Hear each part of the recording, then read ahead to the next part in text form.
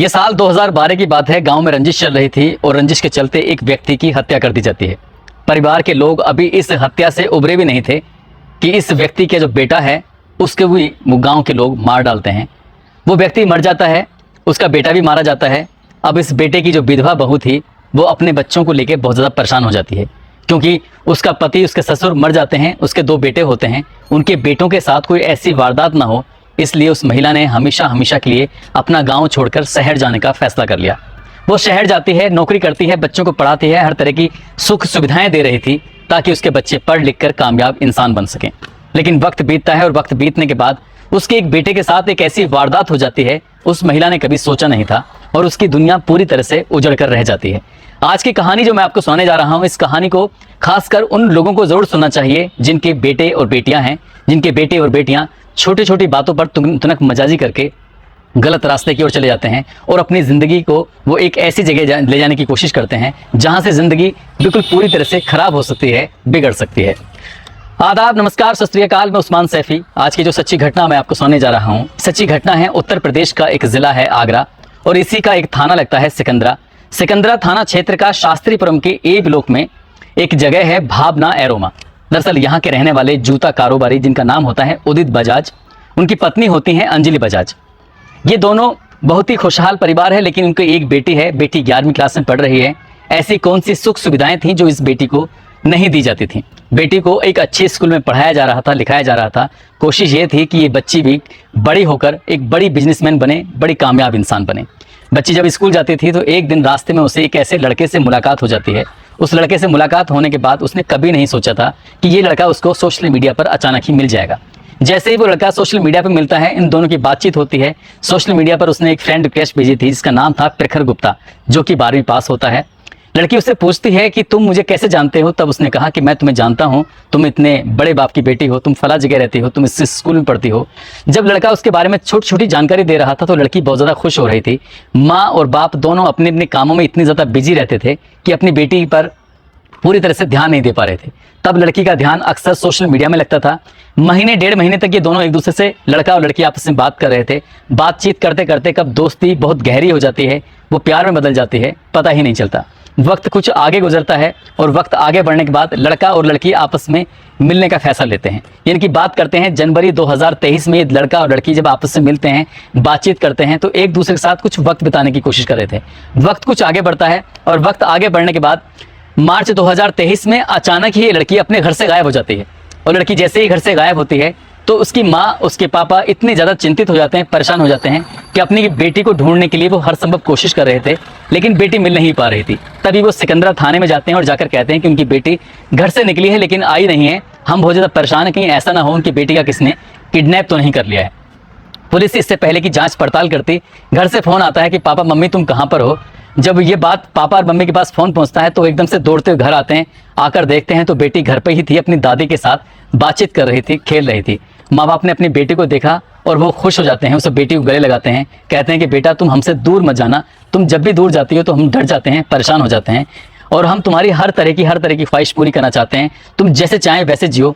बेटी का अच्छे स्कूल में एडमिशन करा रखा था, उसके साथ वो पूरी मेहनत कर रहे थे, पूरी ईमानदारी से अपना काम कर रहे थे। लेकिन एक कुछ वक्त बीत जाता है। वक्त बीतने के बाद एक दिन माँ अपनी बेटी का मोबाइल चेक करने लगती है और मोबाइल चेक करते करते देखती है कि अब उसकी जो बेटी है एक लड़के के साथ वो फोटोग्राफ से मौजूद होती है। और जैसे उस लड़के के साथ होती है, उसके साथ उसके बगल में, उसके पास में है, उसके साथ कोई ऐसे फोटोग्राफ्स थे जो प्रेमी और प्रेमिका के साथ होते हैं। तभी माँ पूछती है अपनी बेटी से कि बेटी ये लड़का कौन है। तो बेटी कहती है कि मैं इसको प्यार करती हूँ, इसी के साथ जीना चाहती हूँ, इसके साथ मरना चाहती हूँ, इसी से शादी करना चाहती हूँ। वो 15 साल की लड़की जो 11वीं क्लास में पढ़ रही थी, वो ऐसी बात कैसे कर सकती है। ये बात सुनने के बाद माँ को गुस्सा आता है। माँ अपनी बेटी को समझाती है कि घर से नहीं निकलोगी, घर से निकलोगी तो फिर अंजाम सही नहीं होगा, तो ये तुम्हारी पढ़ने लिखने की उम्र है और तुम प्यार मोहब्बत में पढ़ रही हो।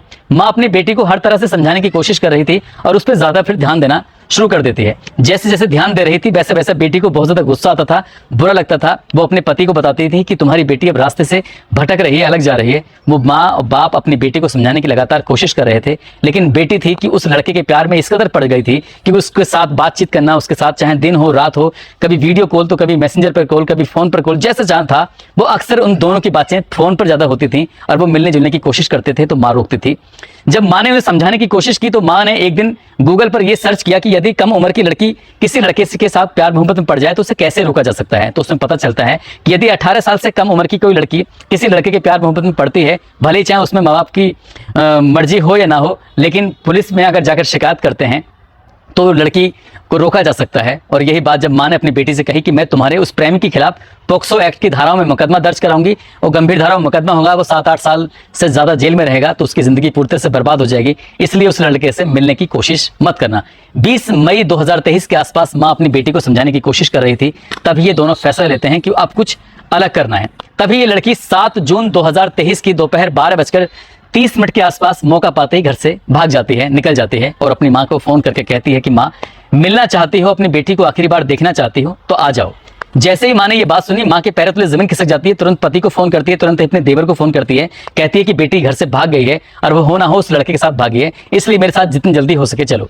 जैसे ही ये बेटी घर से निकलती है तो बेटी निकल के कहीं दूर नहीं जाती, बल्कि वहीं आसपास में ही रहती है, और एक लोकेशन पर ये इस तरह से बुलाने की कोशिश कर रही थी। और लोकेशन पर जब बुलाया जाता है तो बेटी वहाँ थी नहीं, लेकिन वहाँ पर कोई और मिलता है, और बेटी की वजह से ही माँ की हत्या हो जाती है।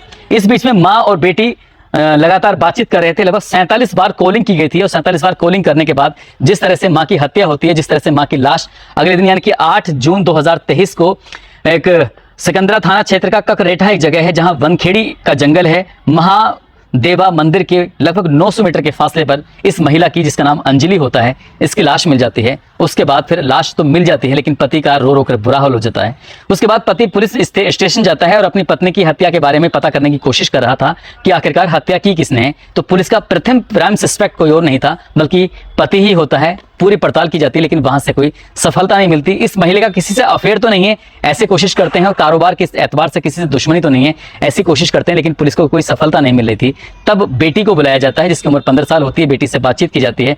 बातचीत करने के बाद जब बेटी का मोबाइल खंगाला जाता है, क्योंकि बेटी जो बात कर रही थी उसके बातचीत करने में कुछ सच्चाई कम नजर आ रही थी, तभी पुलिस को शक होता है। उसका मोबाइल चेक करने के बाद देखा जाता है वो एक लड़के से बहुत ज्यादा सोशल मीडिया पर एक्टिव रहती थी, बातचीत करती थी। पुलिस पूछती है ये कौन है, तो कहती है सिंपल दोस्त है।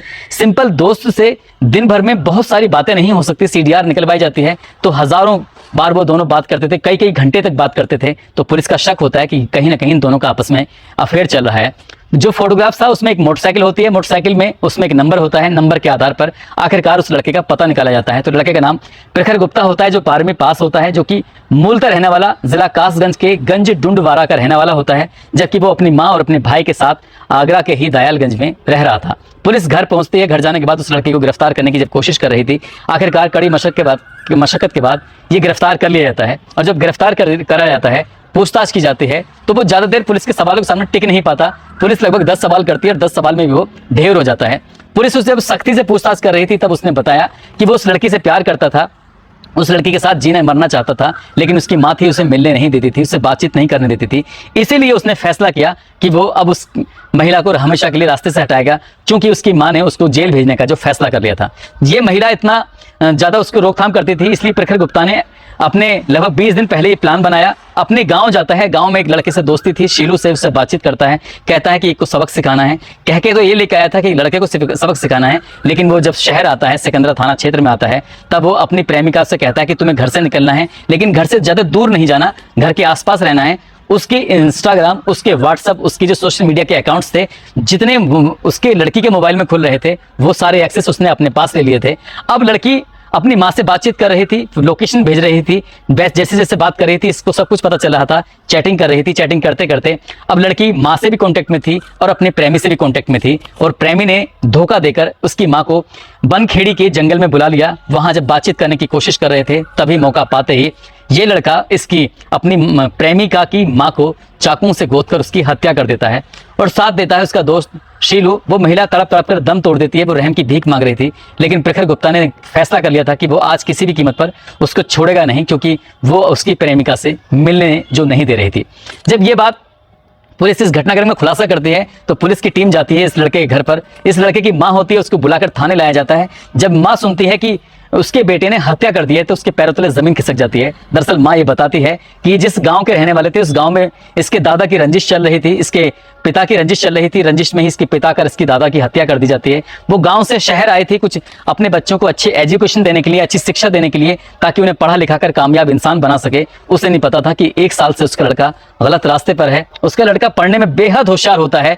उसने डिमांड की थी कि मुझे अच्छी बाइक चाहिए। उसने कर्ज कर कर 2.25 लाख रुपए की एक बाइक दिलवाई थी। उसके बेटे ने जिद की थी कि उसको एक महंगा मोबाइल चाहिए। तो क्योंकि वो पढ़ने लिखने में होशियार था तो उसे लगता था कि वो अपने बेटे को ये सब सुख सुविधाएं देगी तो उसका बेटा भी सही रास्ते पर चलता रहेगा। लेकिन इसी बीच में इस लड़के ने इस लड़की से दोस्ती करने के लिए झूठ का सहारा लिया। उसने बताया कि वो 12वीं पास है और डीयू में रहकर ग्रेजुएशन की पढ़ाई कर रहा है और तुम भी दिल्ली में आओगी, एक अच्छी जिंदगी जिएंगे, हम दोनों साथ रहेंगे, साथ मरेंगे। इस तरह की बातें लड़की को उसने बहुत सारे सपने दिखाए और एक कम उम्र की लड़की को अपने प्रेम जाल में फंसाकर उसकी मां की हत्या कराई अपनी प्रेमिका को साथ में लेकर। लेकिन पुलिस के सवालों के सामने 24 घंटे भी नहीं टिक पाए और 11 जून 2023 को इस घटनाक्रम का जब खुलासा किया गया था, यही खबर जब अखबारों के माध्यम से लोगों को पता चलती है कि एक कारोबारी की पत्नी की हत्या करवाने में किसी और का नहीं बल्कि सगी बेटी का हाथ है। वो सगी बेटी जो बिल्कुल इकलौती होती है, वो सगी बेटी जो छोटी है लेकिन वो अपने उम्र से कहीं ज्यादा लड़के की उम्र में प्यार में पड़ जाती है। बताया जाता है कि दोनों के आपस में संबंध बन रहे थे, दोनों एक दूसरे के प्यार में इस कदर थे कि दोनों एक दूसरे के बिना रह नहीं पा रहे थे। पुलिस ने इस मामले में जो लड़की है उसको भी गिरफ्तार किया, उसके प्रेमी को गिरफ्तार किया है, प्रेमी का साथ देने वाले उसके दोस्त को भी गिरफ्तार किया है। गिरफ्तार करने के बाद दोनों आरोपी क्योंकि बालिग होते हैं इनको जेल भेज दिया जाता है और जो लड़की होती है उसको गिरफ्तार करने के बाद उसको बाल सुधार गृह में भेजा गया है।